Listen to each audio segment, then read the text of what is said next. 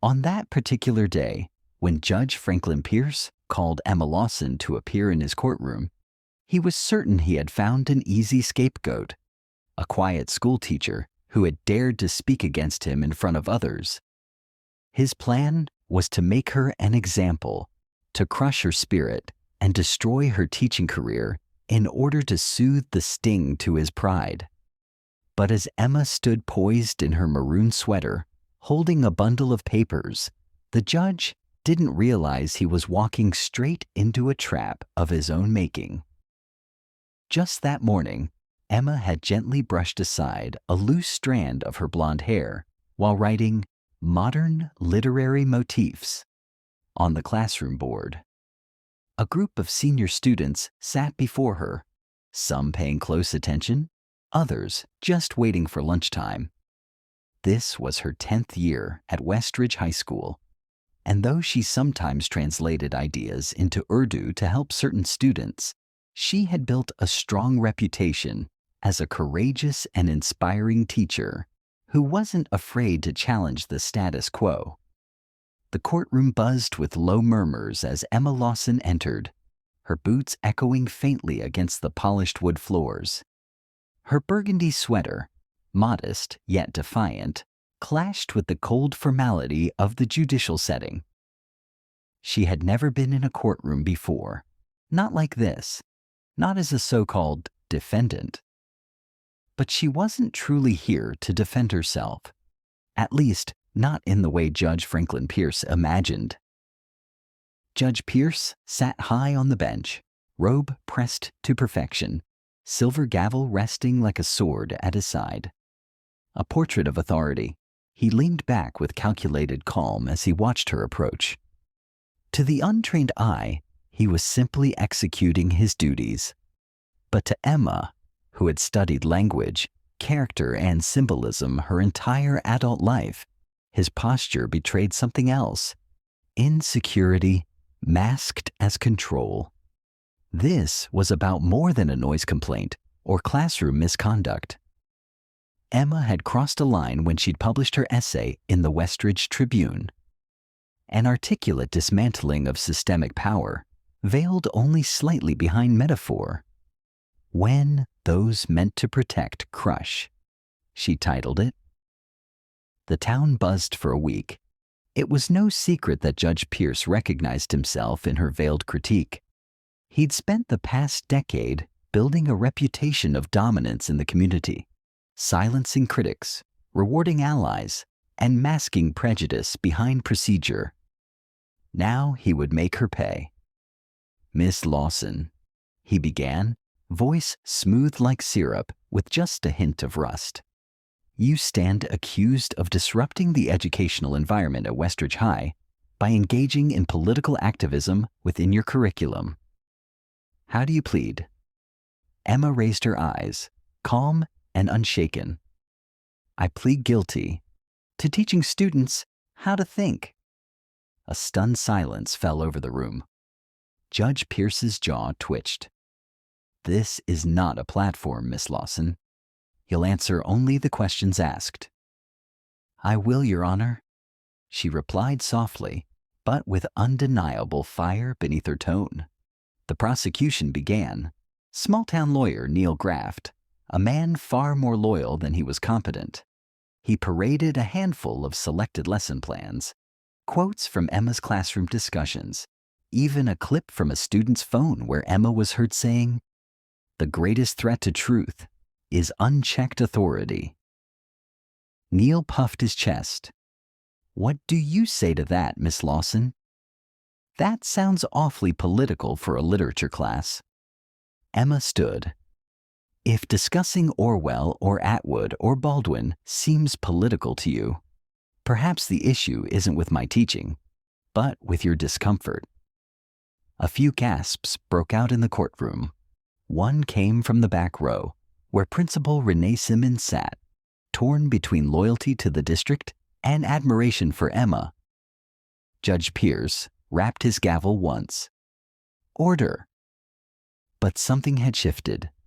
A subtle current now moved beneath the proceedings, an undercurrent of awakening. In the following days, the trial continued, but the more Judge Pierce tried to tighten his grip, the more he drew attention to the fragile scaffolding of his authority. Witnesses came forward. Some expected, like the district superintendent, who parroted concern about moral direction. But others surprised even Emma. First came Jacob Rivera, a senior in Emma's class. The kind of student people often overlooked, soft-spoken, background dweller.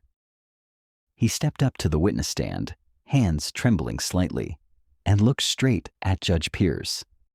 "Miss Lawson saved my life," he said. "She saw I was struggling when no one else did. She taught me that words matter, that I matter. I don't care what anyone says. She's not dangerous. She's the only adult who tells the truth." Judge Pierce rolled his eyes, but the court reporter, typing furiously, caught every word. Then came a surprise. Renee Simmons herself. "I've been principal for 14 years, Renee began, "and I've seen teachers come and go, but none of them have done what Emma has. She doesn't just teach literature, she teaches courage." Judge Pierce narrowed his eyes. "Do you understand what you're implying, Mrs. Simmons?" "I do, Your Honor," she replied steadily. "And I'm tired of pretending not to." Behind the scenes, Emma had her own quiet strategy. She wasn't fighting for her job. She was fighting to expose the rot beneath the surface.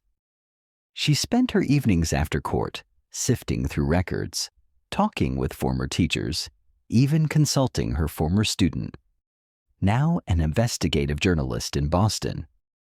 And then she found it, a sealed file, misfiled in an old public archive, a ruling from 15 years ago when Judge Pierce had been a county prosecutor.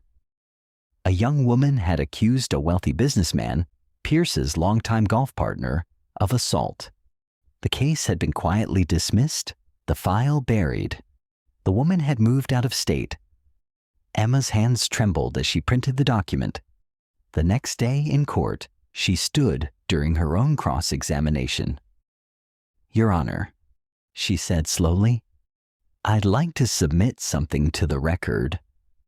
Judge Pierce's expression flickered for the first time.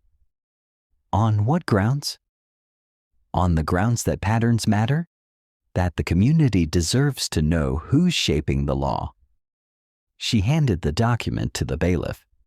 Gasps rippled across the room as it was read aloud. The courtroom reporter stopped typing for a moment, stunned. Pierce's face flushed crimson. "This is irrelevant." "No, Your Honor," Emma said, voice clear and ringing. "This is truth, and truth isn't irrelevant." A tidal wave followed. Social media exploded with photos of the document. The story spread fast. Protesters gathered at the courthouse. Students at Westridge High walked out, chanting Emma's name. Judge Pierce tried to keep control, but his authority crumbled. The court of public opinion was loud. By day 7, he looked desperate. He dismissed the charges against Emma with a weak lecture on professionalism. But it was too late. The governor launched an ethics investigation. The woman from the old case agreed to testify. More whistleblowers spoke up. Judge Pierce resigned. Weeks later, Emma returned to her classroom as a hero. Students greeted her with applause and a banner saying, "Thank you for fighting for us." She updated her syllabus to include their story. On the first day back, she wrote one word on the board: voice. "We'll study stories of people who spoke out when it was hard," she said. Jacob raised his hand. "Will we read your story too?" Emma smiled. "One day, but for now, let's write yours." A year later, Emma's story became the award-winning podcast, The Quiet Rebellion. She spoke at schools nationwide, inspiring a movement. But she never stopped teaching, because revolutions don't always start with riots. Sometimes they start with a woman quietly refusing to be silenced.